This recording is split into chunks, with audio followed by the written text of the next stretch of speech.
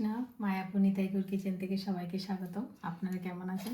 আশা করি ভগবানের কৃপায় ভালোই আছেন। আজকে আবার চলে এসেছি আপনাদের সাথে নতুন একটা ভিডিও নিয়ে। আজকে বানাবো পেঁপের দম। আমরা সবসময় আলুর দম আমরা করে থাকি, রান্না করি আলুর দম, কিন্তু পেঁপে যে আমাদের জন্য কত উপকারী। পেঁপের দম বানাবো, এমন সুন্দর করে পেঁপের দমটা রান্না করব, কেউ আর মানে আলুর দম না খেয়ে পেঁপের দমই খাবে, আর কেউ বুঝতেও পারবে না এটা পেঁপে খাচ্ছে কি না, যারা পেঁপে খায় না। এই যে তার জন্য পেঁপে আমি এই যে বড় বড় করে বানিয়ে নিয়েছি, নিয়ে জাস্ট একটা সিটি দিয়েছি, জাস্ট একটু পেঁপের জলটা বেরিয়ে গেল, একটু নরম হলো, হালকা একটু নরম হলো। এই যে, আর এখন এখানে একটা কড়াই বসিয়ে দিয়েছি।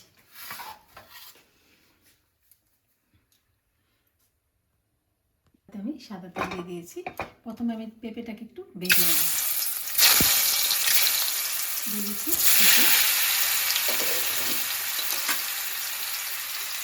একটু লবণ দিয়ে দিচ্ছি, আর একটু হলুদ গুঁড়ো দিয়ে দিচ্ছি, দিয়ে পেঁপেটাকে একটু ভেজে নিচ্ছি।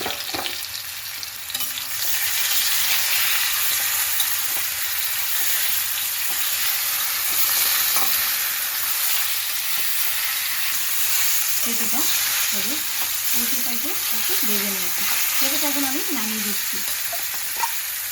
এই যে দেখুন, পেঁপেটা আমি সুন্দর করে ভেজে নিয়েছি, একদম খুব সুন্দর নরম হয়েছে, আর ভাজাটা এরকমভাবে ভেজে নিয়েছি। এখন আমি ফোড়ন দিয়ে দিচ্ছি, আলুর দমটা মানে পেঁপের দমটা দিয়ে দিচ্ছি একটা শুকনো লঙ্কা ফোড়নের জন্য।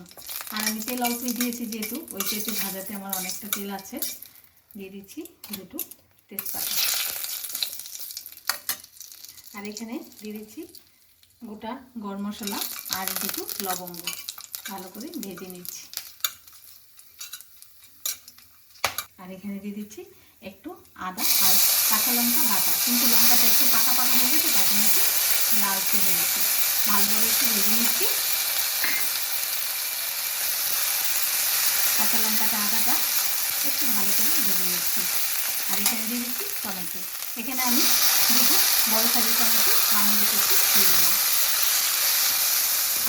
যেহেতু মশলা দেবো, অল্প পরিমাণে একটু জল দিয়ে দিয়েছি। এখানে দিয়ে দিচ্ছি স্বাদ মতো লবণ, দিয়ে দিচ্ছি হলুদ গুঁড়ো, ধনে গুঁড়ো,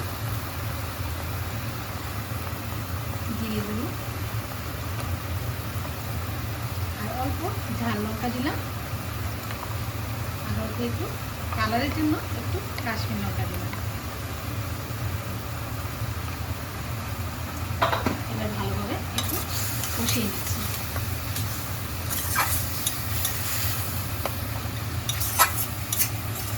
অল্প পরিমাণে একটু সাম্বার দিয়ে দিলাম, আর দিয়ে দিলাম একটু হিং গুঁড়ো, আর এখানে স্বাদ মতো চিনি দিয়ে দিলাম। এবার ভালোভাবে মশলাটা কষিয়ে নিচ্ছি। আর এখানে আমি টক দিয়ে দিয়েছি 2 চামচের মতো, টক দইটাও দিয়ে দিচ্ছি।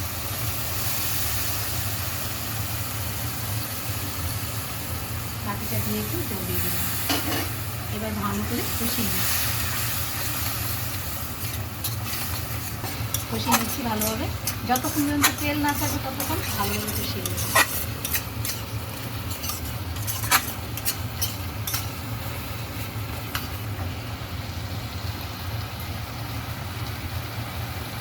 মশলাটা কষানো হয়ে গেছে, এখন আমি এখানে ভেজে রাখা পেঁপে দিয়ে দিচ্ছি।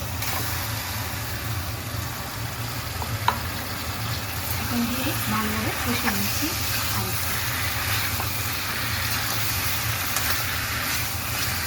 একটু দেখুন ভালোভাবে কষিয়ে নিয়েছি, কষানো হয়ে গেছে। পেঁপেটা খুব সুন্দর একদম মজে গেছে, সিদ্ধ হয়ে গেছে, যতটা বাকি ছিল সে সিদ্ধ হয়ে গেছে পেঁপেটা। কষানো হয়ে গেছে, এখন আমি এখানে অল্প পরিমাণে একটু জল দিয়ে দিচ্ছি।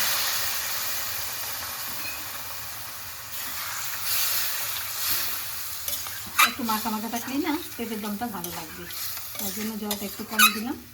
এখন আমি একটু ভালোভাবে একটু ফুটিয়ে নেব,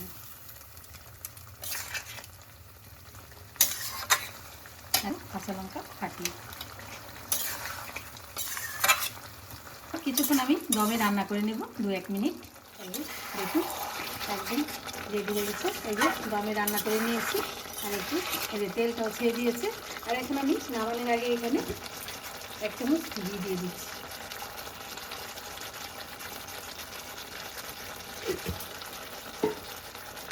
গরম মশলাগুলো দিয়ে দিলাম, দিয়ে এবার নেড়ে দিয়ে দিলাম।